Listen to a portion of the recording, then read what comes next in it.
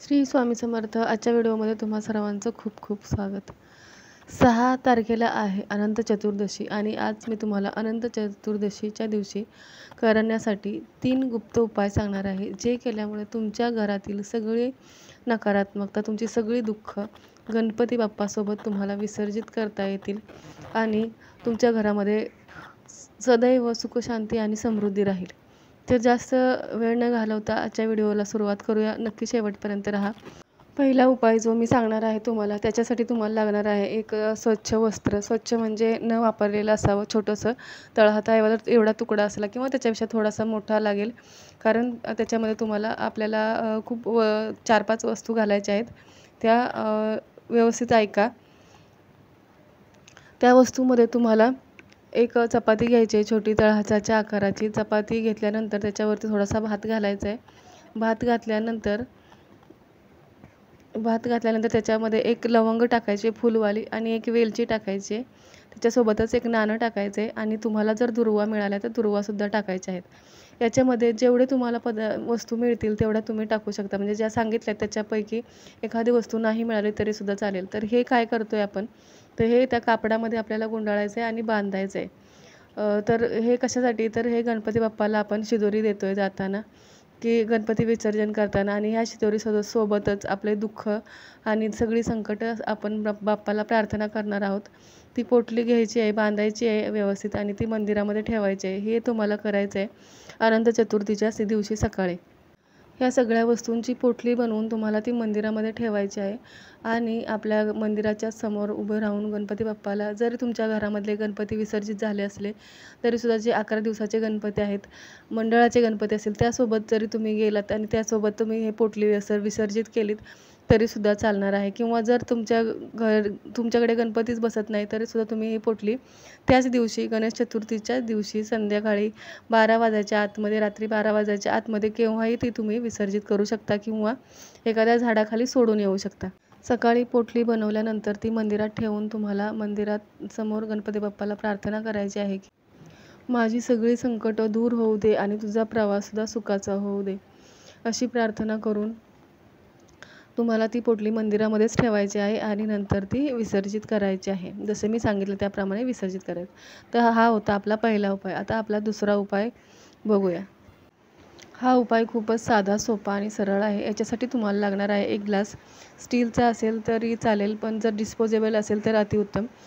तो ग्लास घ्या. त्याच्यामध्ये पाणी भरून घ्या. थोडंसं रिकामं ठेवा, अर्ध्याच्या वरती घ्या पाणी भरून, आणि त्यामध्ये तुरटीचा एक तुकडा टाका. तुरटीचा तुकडा नसेल तर पावडर टाकली तरी चालेल. कमी जास्त प्रमाणात झाली तरी काही प्रॉब्लेम नाही. तो ग्लास घ्यायचा आहे. हे सकाळी तुम्हाला 6 तारखेला म्हणजे अनंत चतुर्थीच्या दिवशी सकाळी सकाळी कधीही करायचं आहे. जेव्हा तुम्ही अंघोळ करून तयार व्हाल तेव्हा तुम्हाला हे करायचं आहे. त्या तुरटी टाकलेल्या ग्लासामध्ये बघून तुम्हाला बोलायचं आहे की माझ्या घरामधली सगळी निगेटिव्हिटी ह्या ग्लासामध्ये जात आहे आणि माझ्या घरातले सगळे दुःख, सगळे आजार किंवा माझ्यावरती वाईटावरती असणारे लोकांची जी निगेटिव्हिटी आहे किंवा मला जे लोक हानी पोचवणार आहेत त्या लोकांची सुद्धा नजर किंवा बाकी कोणत्याही गोष्टीचं, माझ्या सगळी पैशाची चणचण, माझ्या सगळ्या गोष्टी या ग्लासामध्ये सगळ्या समाविष्ट होत आहेत, त्याच्यामध्ये उतरत आहेत आणि ते आजपासून माझ्या आयुष्यातून ह्या सगळ्या गोष्टी कायमच्या निघून जाणार आहेत आणि माझ्या आयुष्यामध्ये आजपासून सगळं चांगलंच घडणार आहे, असं त्या ग्लासामध्ये बघून बोलायचं आहे. त्यानंतर हा ग्लास तुम्हाला काय करायचा आहे, तर घरामध्ये कुठेही ठेवायचा आहे, पण अशा ठिकाणी ठेवा की दुसऱ्या कोणाचाही त्याला हात लागणार नाही. हा ग्लास उघडाच ठेवायचा आहे, झाकून ठेवायचा नाही. त्याला कोणाचा हात लागणार नाही याची काळजी फक्त घ्यायची आहे. त्यानंतर हा ग्लास दिवसभर ठेवायचा आहे आणि संध्याकाळी झोपण्याआधी तुम्हाला हा ग्लास घ्यायचा आहे आणि तो तुमच्या बेसिनमध्ये ते पाणी डिस्पोज करायचं आहे. ते पाणी ओतून टाकायचं आहे. त्याच्यावरती स्वच्छ पाणीसुद्धा टाकायचं आहे. ते पाणी ओतून टाकल्यानंतर तो ग्लास जर प्लास्टिकचा असेल तर तो फेकून द्या आणि जर तो ग्लास स्टीलचा तुम्ही वापरला असेल तर त्या ग्लासाचं तुम्हाला स्वच्छ घासून धुवून 2-3 पाण्याने चांगलं धुवून नंतर तुम्हाला तो वापरायला घ्यायचा आहे. तर हा होता आपला दुसरा उपाय. हा खूप साधा, सोपा, सरळ छोटा वाटणारा उपाय आहे, पण याचे खूप प्रभाव तुमच्यामध्ये दिसेल किंवा ह्याचे चांगली पॉझिटिव्ह एनर्जी तुमच्यामध्ये येईल आणि तुमच्या घरातली सगळी नकारात्मकता निघून जाईल, एवढं मात्र नक्की. चला तर मग बघूया आपण तिसरा उपाय. तिसऱ्या उपायामध्ये तुम्हाला काय लागणार आहे, तर एक नोट घ्यायची आहे. नोट कोणतीही घ्या, 10ची घ्या, 20ची घ्या, 100ची घेतली तरी चालेल. 100पर्यंत कोणतीही नोट घ्या तुम्ही. नोट घ्यायची आहे, त्या नोटेला गुंडाळायचं आहे. गुंडाळी करून त्या नोटेला दुर्वाने बांधायचं आहे. दुर्वाने बांधून तुम्हाला ही नोट आपल्या तिजोरीमध्ये ठेवायची आहे.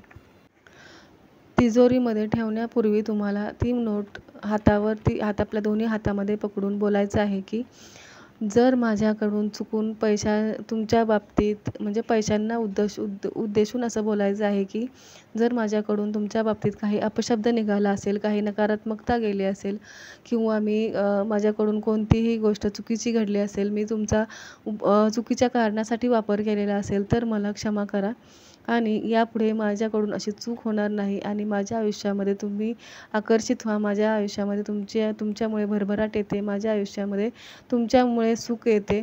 तर तुम्ही माझ्याकडे कायमस्वरूपी वास्तव्य करावे, हीच माझी इच्छा आहे आणि माझ्याकडून काही चुकलं असेल तर मला माफ करा, असं बोलायचं आहे. आणि ती नोट तुम्हाला लपवून ठेवायची आहे आणि लपवून ठेवल्यानंतर ती नोट तुम्ही नवरात्र चालू झाल्यानंतर नवरात्री दिवसामध्ये ती नोट काढून तुम्ही त्याचे दान करायचे आहे. म्हणजे ती नोट त्या पैशाने तुम्ही काहीतरी खरेदी करून लहान मुलांना देऊ शकता, खायच्या गोष्टी, किंवा मग तुम्ही कोणत्याही मंदिरामध्ये ती नोट दान करू शकता. तर हा खूप छोटा उपाय आहे, पण ह्याच्याने तुम्हाला नक्कीच फायदा होईल. हे छोटे छोटे उपाय नक्की करा. या चॅनलवरती मी तुम्हाला असे खूप छोटे छोटे उपाय सांगत असते. कोणत्या उपायाने कोणाला काय फरक पडेल हे सांगू शकत नाही, कारण जर आपली वेळ आलेली असेल ना, तर एक छोट्यातला छोटा उपायसुद्धा उपयोग करून जातो. म्हणून असे उपाय करत जा, कारण आपण प्रयत्न करत राहतो आणि शेवटच्या क्षणाला जर आपण एखाद्या वेळी प्रयत्न केला नाही, तर असं वाटतं आपल्याला की अरे एक प्रयत्न केला असता तर माझं आयुष्य बदललं असतं. त्याच्यामुळेच असे छोटे छोटे उपाय नक्की करत जा. नक्कीच कुठे ना कुठेतरी परमेश्वर श्री स्वामी समर्थ तुमच्या पाठीशी उभे राहतील आणि तुमचं आयुष्य बदलून जाईल. पुन्हा भेटूया पुढच्या व्हिडिओमध्ये अशा छोट्या छोट्या उपायांसोबत. व्हिडिओ कुठेही आवडला असेल तर नक्की चॅनलला लाईक, शेअर आणि सबस्क्राईब करायला विसरू नका. थँक्यू. धन्यवाद.